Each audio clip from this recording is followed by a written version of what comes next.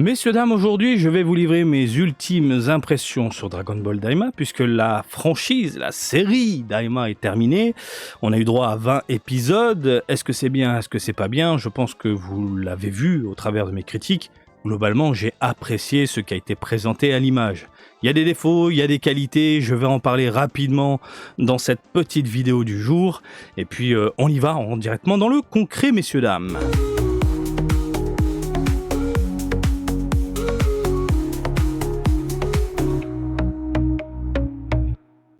Bon, Dragon Ball Daima.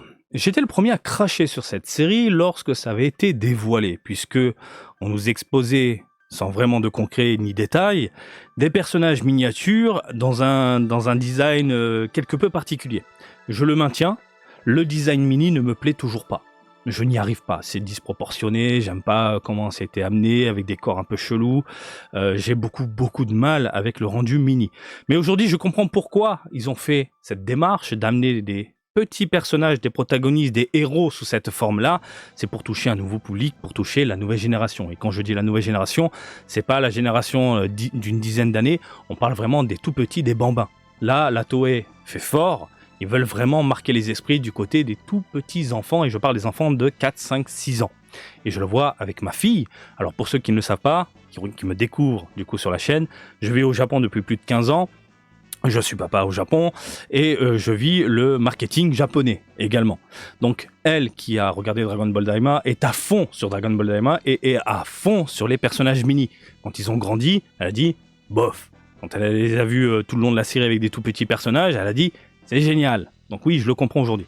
Donc le design, et là je parle vraiment de mon point de vue, je ne prends pas en compte la petite, le design des mini, j'ai beaucoup de mal. À un tel point que moi, de mon côté, alors Dragon Ball Daima, j'ai apprécié globalement, parce que j'ai déconnecté mon cerveau à pas essayer de...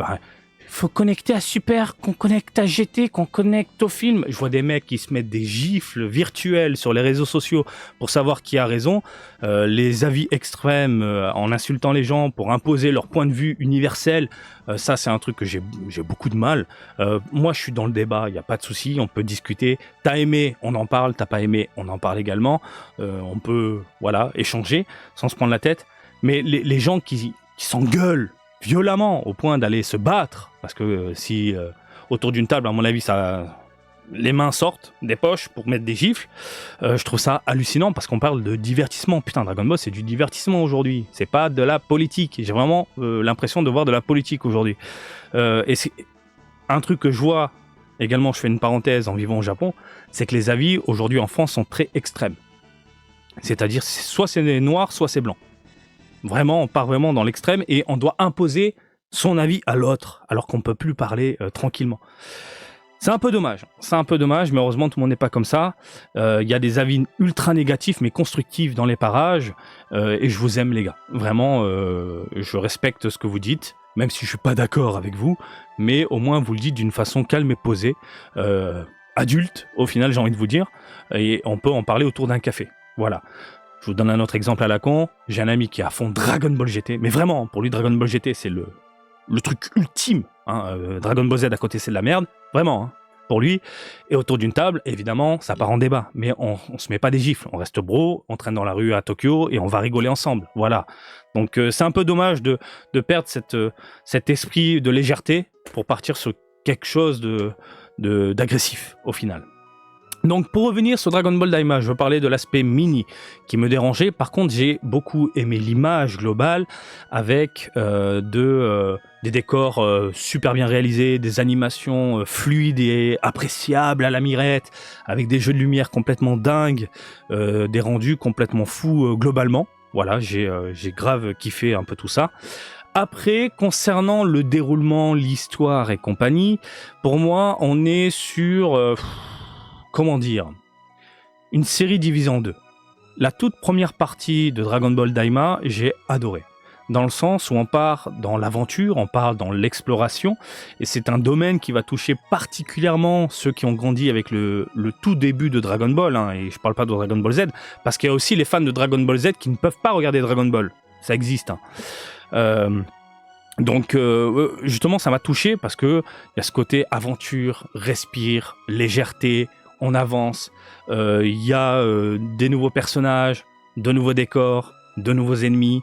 C'est vraiment posé léger. Puis après, tu as la deuxième partie qui là est extrêmement expéditive et ça m'a dérangé un petit peu. Donc là, on est passé un peu dans l'univers, j'ai envie de vous dire, un peu DBZ, où il faut de la transformation et il faut de la bagarre. Alors, c'est agréable à regarder, bien sûr, hein, je déconnecte mon cerveau, je cherche pas à comprendre par rapport au détail qui est donné dans les 42 tomes et à Dragon Ball GT Super. Non, je me prends pas la tête, je prends les informations qui ont été données. Voilà, ça se laisse regarder. Mais j'ai vraiment plus apprécié la première partie. J'ai pas aimé le filler. Le filler qui était vraiment amené pour les enfants. Le filler, pour moi, j'appelle ça un filler, mais putain de merde, y a des hamsters en ennemi, y a des géants, en fait ce sont des écoliers avec son petit chien. C'est l'épisode préféré de ma fille, par exemple, voilà. C'est l'épisode préféré de ma fille. Et c'est pour ça que je vous dis, depuis très longtemps, et de toute façon ça a été confirmé, Dragon Ball Daima, c'est dédié principalement à la nouvelle génération, dédié principalement aux bambins. Puisque on nous amène des valeurs, des morales à chaque épisode, tout le long de la série, surtout la première partie, pour que les enfants en fait comprennent des choses et s'identifient aux héros et à ce qu'ils voient à l'image. Je le vois aussi au Japon, je vis dans un quartier très familial, et ça je vous l'ai dit également dans d'autres vidéos, les enfants jouent à du Dragon Ball Daima dehors. Est-ce que vous, en France, les gamins dans la rue jouent à Dragon Ball Daima ? Non. Et ça, c'est la grosse erreur de la Toei, c'est de ne pas proposer de doublage directement dans notre langue pour que, au final, la nouvelle génération en Occident puisse également en profiter avec leurs parents. Aujourd'hui, pour moi, si ça a été traduit et diffusé en même temps que le Japon, c'est pour éviter le piratage et donc perdre de la thune. Vraiment, je le vois comme ça. Daima, c'est pour les enfants. Au Japon, dans la petite école de ma fille et l'école primaire juste à côté, quand je sors faire mes courses, ça parle de Nyoibo, ça parle de Kameha, ça parle de Final Flash, ça parle de Super Transformation, Super Saiyajin 3. Voilà, ça parle. Ça joue totalement. Et là, ils ont réussi leur coup. Ils ont vraiment réussi leur coup. Bravo, ça fonctionne. Donc la nouvelle génération regarde. Évidemment, si toi, comme moi, t'es un vieux de la vieille, tu te poseras forcément à côté de ton gamin pour regarder la série. Et tu vas voir une espèce de revival nouveau Dragon Ball à travers les yeux de ton gamin. Et toi, tu seras tout de même mis de côté parce que tu as déjà eu ton Dragon Ball. Ce Dragon Ball-là, il est pour eux. Et ça, j'en parle aussi avec des darons, à chaque fois, qui regardent aussi Dragon Ball. Et il y a une phrase d'un daron, et c'est vraiment ça, c'est leur Dragon Ball, mais qu'est-ce que c'est bien également. On regarde, nous aussi, de notre côté. On l'a eu, notre Dragon Ball. C'est bon, on l'a vécu. On a eu des frissons. On l'a eu jusqu'à la fin. Maintenant, c'est à eux. On leur donne. C'est comme un héritage. Voilà. Donc, alors, vous allez me dire, pourquoi ne pas leur montrer le vieux Dragon Ball ? Parce que l'image, aujourd'hui, la nouvelle génération... Attention, je parle du Japon, je ne vis plus en France, donc je ne sais pas. Mais au Japon, beaucoup d'enfants ont du mal avec les dessins animés des années 80. Ils ont du mal à rester focus parce que le dessin n'est pas beau. Je mets les guillemets parce que c'est ce qu'ils me disent. Je parle aussi avec les gamins. Voilà. Le dessin n'est pas beau. Donc, par contre, moi, je vais amorcer le truc avec ma fille pour voir si elle va tenir le coup avec le tout début de Dragon Ball. Donc voilà. Donc ça, c'est vraiment l'orientation gamin. Elle a compris tout le long de la série. Il y a des longueurs complètement dingues. Il y a des moments complètement chiants. Il y a des blagues un peu praline la cucu. Ah, j'ai pété, j'ai fait caca, il faut que j'aille aux toilettes. Ça, c'est de l'humour vraiment pour les petits et ça fonctionne. Hein, j'ai pété, j'ai fait caca, je vais aux toilettes. Donc, je vais parler un peu des points négatifs tout de même dans Dragon Ball Daima, parce qu'il y en a beaucoup au final.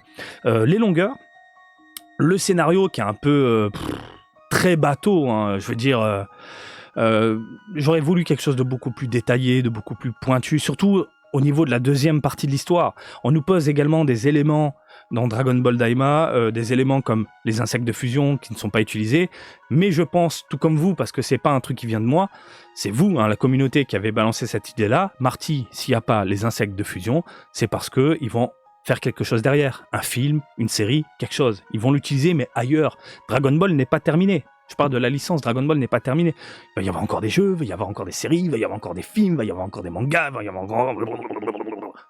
C'est une machine, ça continue et ça continuera. Comme Doraemon, comme Détective Conan, comme toutes ces licences qui perdurent à travers le temps. Dragon Ball, c'est culturel aujourd'hui. C'est totalement culturel, du moins du côté japonais. Après, je sais plus en France ou... Quoique, ils essaient de marquer leur territoire du côté nord-américain, mais l'Europe, nous, on a abandonné depuis très longtemps. Donc, ouais, j'aurais voulu un scénario bien plus pointu, mais la Toei a décidé d'aller sur quelque chose de beaucoup plus léger et compréhensible pour les tout petits. Voilà. Donc moi, ça me fait un petit peu chier, parce que le vieux fan aurait voulu des choses un peu plus piquants en termes d'intrigue et tout, tu vois, mais au final, bon, ben, je comprends à qui ça s'adresse, et comme je comprends à qui ça s'adresse, je suis obligé de l'accepter. Cependant, malgré ces défauts-là, je veux dire, j'ai passé un très bon moment à voyager un petit peu dans ce nouvel univers, à découvrir les nouveaux personnages et les nouvelles transformations. Qu'est-ce qu'on a ? On a 2 transformations dans toute une série. Le Super Saiyajin 3 et le Super Saiyajin 4. Le Super Saiyajin 4, je l'ai vu venir parce qu'on nous donnait tellement d'éléments à manger que je me disais, ils vont forcément nous balancer une nouvelle transformation. Mais une transformation, vu les connotations qu'on a eues par rapport à Dragon Ball GT, qui est derrière le travail aussi, il y a Nakatsulu, le créateur de Dragon Ball GT. Donc évidemment, dans ma tête, c'était une évidence de voir un Super Saiyajin 4. Le Super Saiyajin 3, pour moi, ça a été la surprise. Disons que j'aime bien la transformation, comment elle est amenée, mais c'est pas le truc de ma vie. Pour moi, le Super Saiyajin 3, c'est un peu comme Gohan Beast. Gohan Beast, c'est vraiment la transformation que je déteste le plus. Elle est débile, elle est posée à l'arrache. Je veux dire, Super Hero, c'est un bon film. Globalement, il y a de l'humour et tout ce qui va. Et pour moi, le héros, c'est Piccolo, c'est pas Gohan. Et puis d'un coup, on te pose un caca fanservice dégueulasse. Voilà, c'est un peu... J'ai un peu du mal à le digérer encore aujourd'hui. Eh bien, le Super Saiyajin 3 de Vegeta, il est comme il est. Mais comment il est amené, ça m'a pas trop non plus dérangé, mais je le mets tout de même dans le sac du Beast. Tu vois ce que je veux dire ? Voilà, ça se laisse regarder, ok, il a été placé, et puis basta. Au moins, ceux qui voulaient Super Saiyajin 3, ils sont contents, ils ont le Super Saiyajin 3. Moi, le Super Saiyajin 3, je le dis, je le répète, c'est vraiment pas ma vie. C'est pour moi la pire transformation de tout DB. Attention, oui, elle reste quand même jolie et nostalgique surtout, mais pour moi, la meilleure, c'est la 1. La 1. La 1. Comment tu ne peux pas aimer la 1? C'est mon point de vue. Voilà, la 1, c'est... putain, le légendaire Super Saiyan qui débarque, machin, transformation, cri de Masako Nozawa un peu grave, mélange, les veines, les machins, Freezer qui a peur, des cheveux jaunes et tout. Bah. Ah, putain de merde, non, je sais, je dis ça parce que je sais que j'ai des potes qui vont regarder la vidéo et sont à fond Super Saiyajin 3 et à chaque fois on part dans des débats. Donc je vous fais des bisous les gars. C'est pour ça que j'ai dit ça, que c'est la pire. C'est juste pour eux, c'est private joke, comme on dit. Donc ouais, ils ont amené le Super Saiyajin 3. Bon, ils ont amené le Super Saiyajin 3 et puis voilà quoi. C'est amené comme ça, on parle d'entraînement, ça me va. Voilà. Mais je m'en fous, c'est-à-dire je le mets dans le sac, bisous, One Piece, machin, j'achèterai pas de figurines dessus quoi, enfin je prendrai pas. Et heureusement, ma fille n'aime pas. N'aime pas le Vegeta Super Saiyajin 3, ça veut dire que j'achèterai pas de figurines pour elle concernant le Super Saiyajin 3. Elle, c'est Goma, Panzi et Goku Mini. Voilà. Concernant le Super Saiyajin 4, alors là, par contre, j'ai beaucoup apprécié le côté sauvage du personnage. Je parle de l'animation globale. Le fait de prendre en compte ce côté un peu singe et la connotation Wukong, roi singe, etc. J'aime bien la façon dont il se mouvoie, la façon dont il bouge avec les poings, les machins un peu gorilles. J'ai super adoré. Quand il passe en adulte, on perd justement ce charme de côté un peu décalé. Mais quand il passe en adulte, par contre, on passe la seconde en mode bagarre, explosion, faut tout péter. Et là, on est sur un combat final plutôt plaisant à l'œil. Donc, c'est digne d'un film d'animation. Hein, voilà.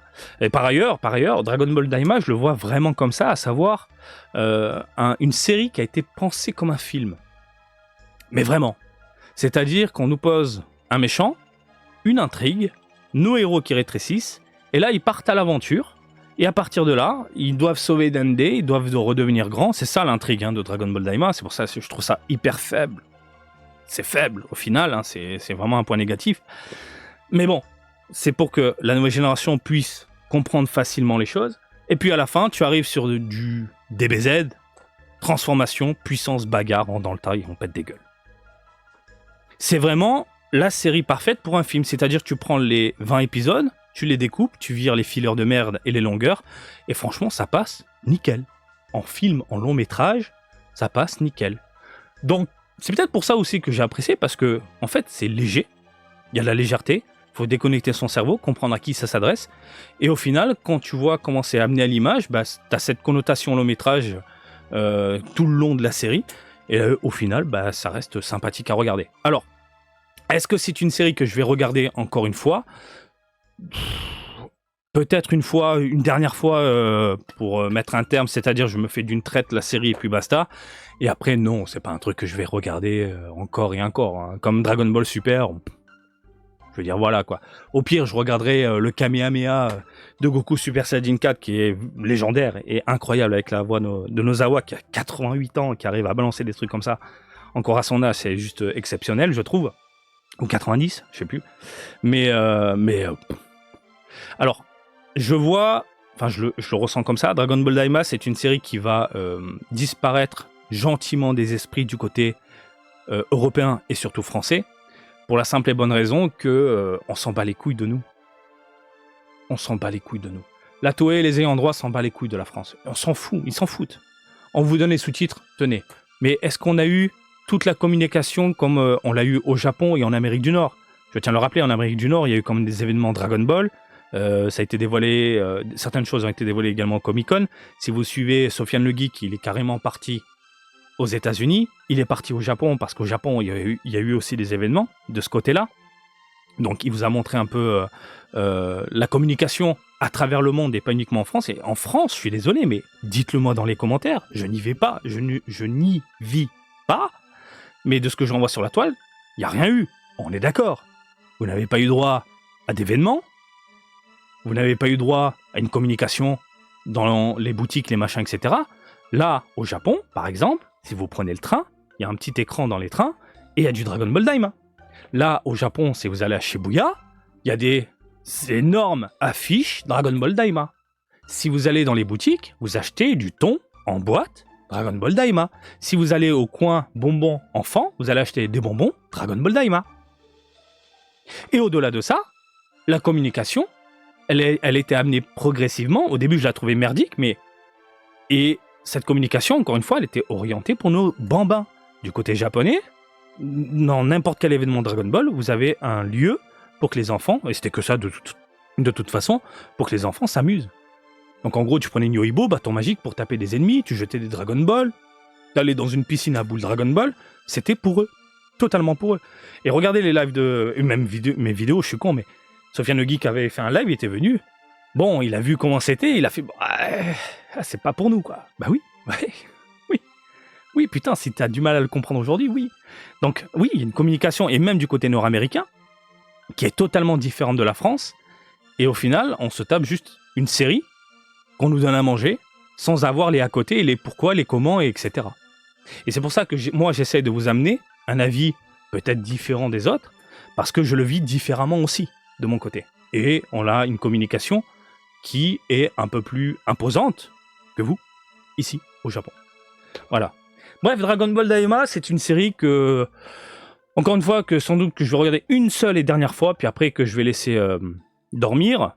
Et comme je vous l'ai dit, de votre côté, je pense qu'elle va être oubliée, cette série. Par contre, du côté japonais, non, elle ne sera pas oubliée du côté japonais.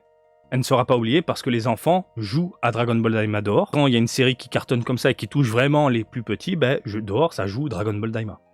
On joue à Dragon Ball Daima. On se transforme en Super Saiyajin, Saiyajin 4, on prend des bâtons, les bâtons par terre, pour jouer, faire style Senyo-Ibo, c'est complètement dingue. Et ça me fait bizarre, en tant que daron, de voir, aujourd'hui en 2025, des enfants jouer à Dragon Ball, c'est leur Dragon Ball, alors que moi, dans les années 90, je faisais pareil dehors. Bref, c'est dommage d'avoir une perception totalement décalée et une communication, comment dire, inexistante et c'est le néant de notre côté en France. Si je devais donner une note à Dragon Ball Daima de mon côté, ce serait un 14. Voilà, c'est une bonne note, mais c'est pas non plus la série qui me fera tripoter, et dépenser de la thune. Si je dépense de la thune, ce sera pour ma fille, je veux pas la priver, Hein, je suis pas un dictateur en disant ah moi c'est de la merde alors tu vas pas regarder ma fille. Non, hein, si elle aime bien, tant pis, hein, c'est comme ça. Et si elle veut des produits dérivés derrière pour son anniversaire ou des petits cadeaux de temps en temps, je veux pas la priver non plus. Hein, voilà. Donc, mais de mon côté, c'est niet, c'est mort. Voilà. Là par exemple, tu vois, j'ai des cartes Fusion World. C'est du Daima. En vrai, j'en ai rien à péter. Et surtout, ce qu'il y a à l'intérieur, ce qui m'intéresse, c'est le Dokkan Battle. Il y a les cartes Dokkan Battle. D'ailleurs, faut que je vous en fasse le déballage.